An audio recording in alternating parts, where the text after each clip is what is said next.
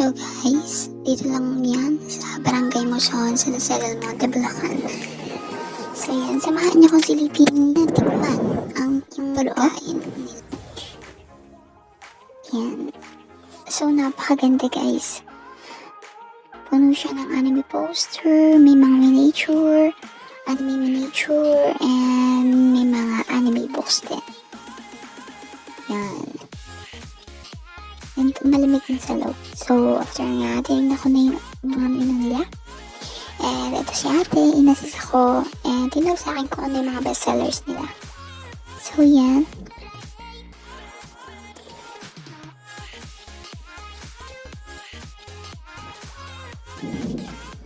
So, syempre, umorder ako ng mga kaya ko lang ubusin. Of course.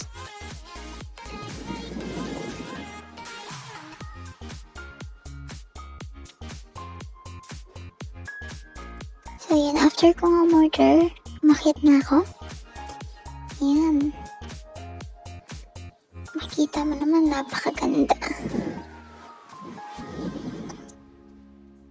Napakaganda ng paligid.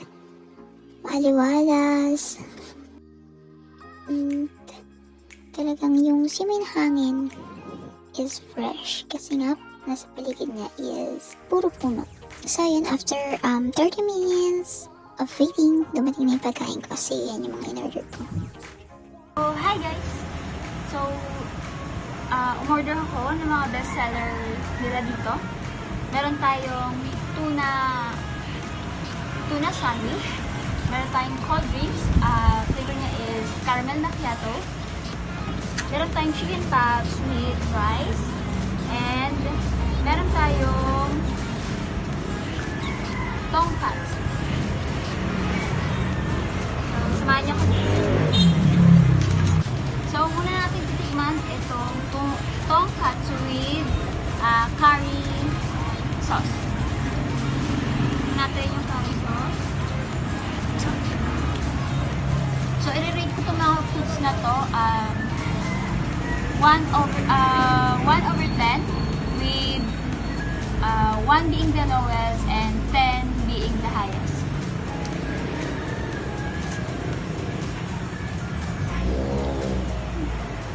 By the way, yung ano nila, yung itong tonkatsu with curry sauce, bango. Sobrang bango. Yung tonkatsu is, i-rate ko to 7/10. Para sa akin, sakto lang. Yung tonkatsu parang normal lang, pareha lang ng tonkatsu sa ibang resto. So, yun. 7/10. So, itong chicken pops with fries, tikman natin. So, yung fries nila, malutong, crispy. Ito, chicken pops.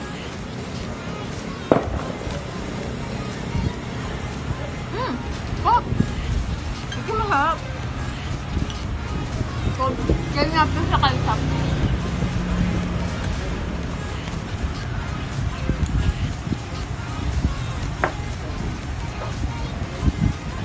Okay.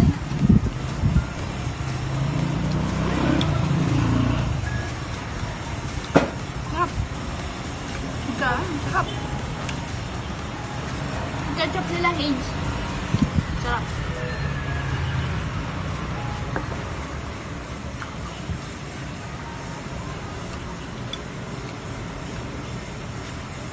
Itong chicken pops with fries, i-rate ko siya ng 10/10.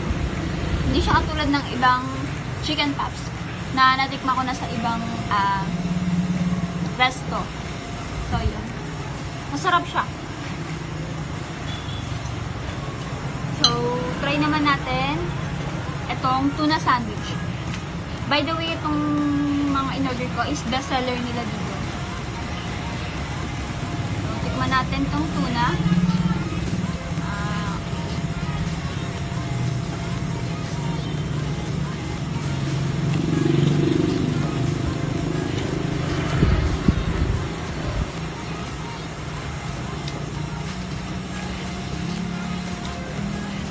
Try natin sa ketchup.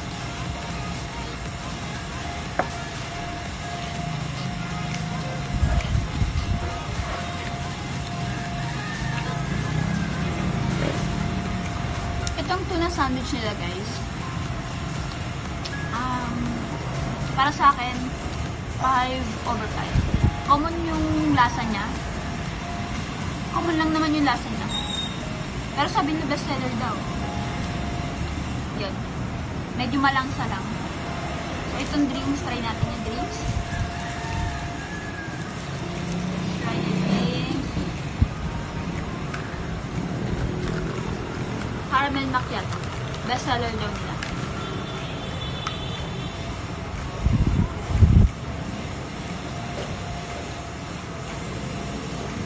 Sarap. For caramel macchiato, i-rate ko to ng 8/10. Pareha lang yung lasa niya sa ibang ate. Pareha lang yung common lang yung lasa niya na common yung parang lasang caramel macchiato. So, yun. So, yun lang, guys. So, next time. Bye! So, hello, guys. So, ngayon nandito ako sa Barangay San Jose del Monte, Bulacan. At nag-rate ako nilang Almiran sa Gyupsal Faith. So, tara, samahan niyo ako.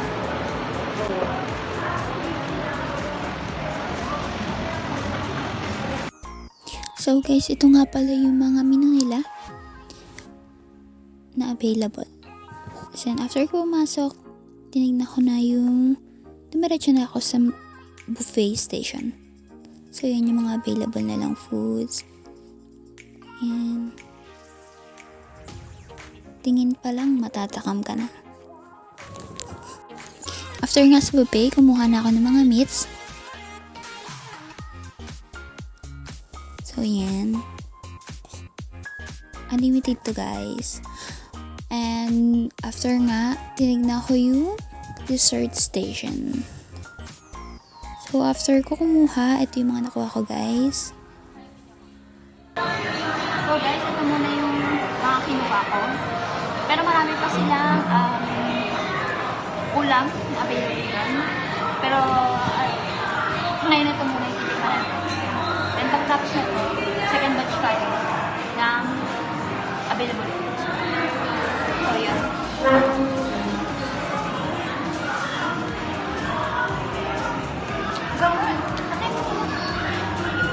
Guys, habang hinihintay natin maluto yung mga meats, tatry muna natin yung mga side dish saka ulam na available. So, try natin itong kimchi.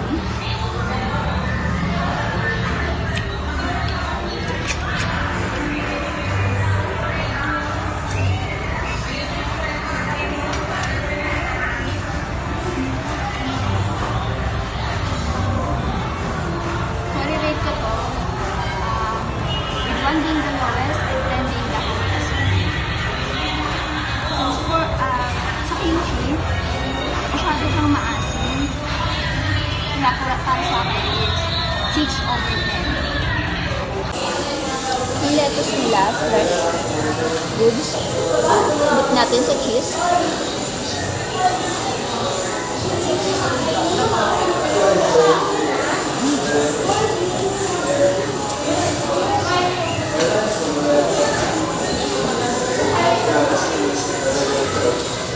Sarap.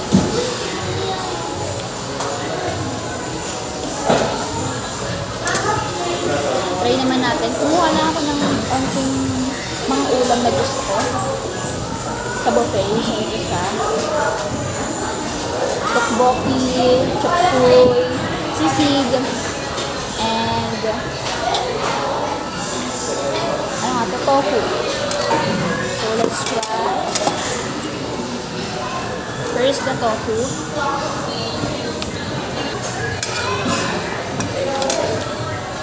So, sa tofu, rate ko siya na, sa tteokbokki, rate ko siya na 5 over 10.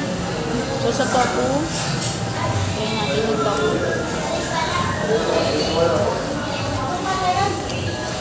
Top. Tofu, 8 over 10. Same sa ng lasa sa ibang samgupsal. So, try natin next yung sisig.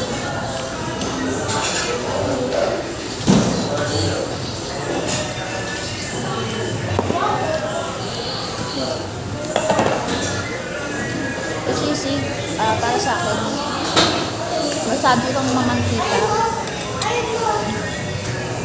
Mamantika. At maalat. So, para sa akin, 3 over 10. So, try naman natin itong chop suey. Favorite ko to. Try natin.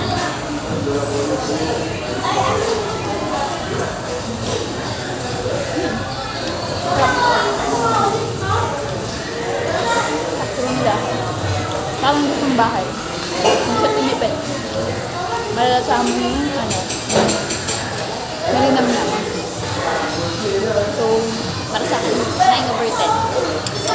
Tapos na tayo sa mga kinuha kong lutong ulam. Ayan. So, next naman natin is, by the way guys, yung cheese nila dito, kasama rin, unlimited din siya. So, yan, dami ko rin. Masarap yung cheese, hindi siya matabak. So, try natin itong kare-kare. Kare-kare? Kare-kare?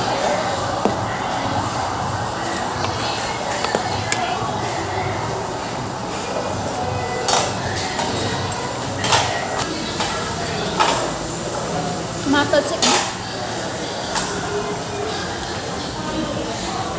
Sarap. Kare-kare. 7 over 10. So, we have your carbonara. Try natin yung carbonara, guys. Mukha siyang malinang. So, try natin yung carbonara. Meron siyang mga tawag dito. So, sa carbonara meron siyang mga bacon. So, sulit na sulit. Sarap. Masarap guys. Masarap ng carbonara.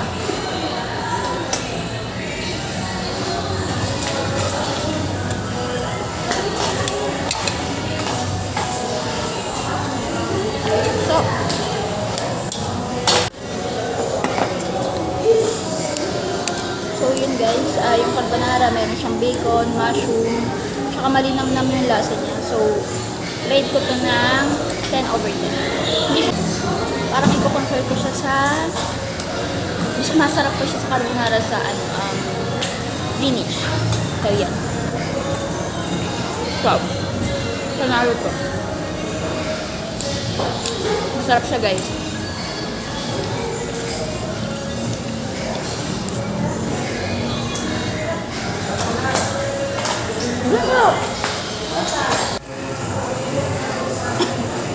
So guys, ito na yung meat natin. Ayan.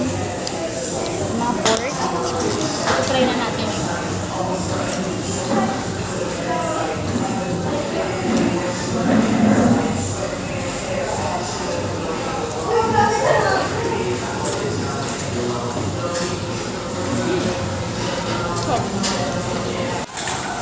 So guys, it's time for dessert. So, ito-try natin yung dessert nila.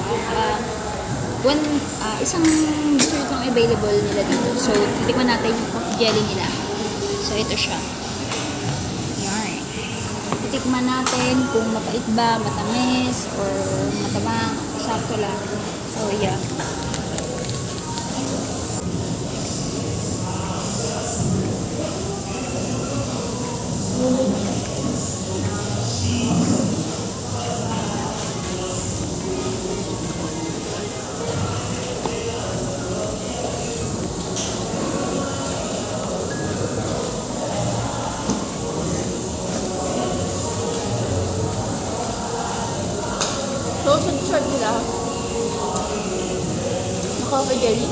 malinam naman siya. Hindi siya ganun, hindi siya matamis, hindi matabang.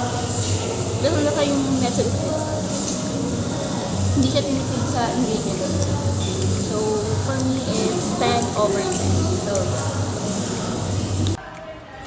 So guys, tapos na ako kumain. So, i-rate natin overall. Sa service nila, which is beef naman, self-service, pero gawa pa rin nilang mag-assist. Kahit ganon is yung mga crew, nag-assist pa rin sila. So, service is 10/10. So, sa place naman, sa ambience, goods naman siya, malinis, yung mga pagkain na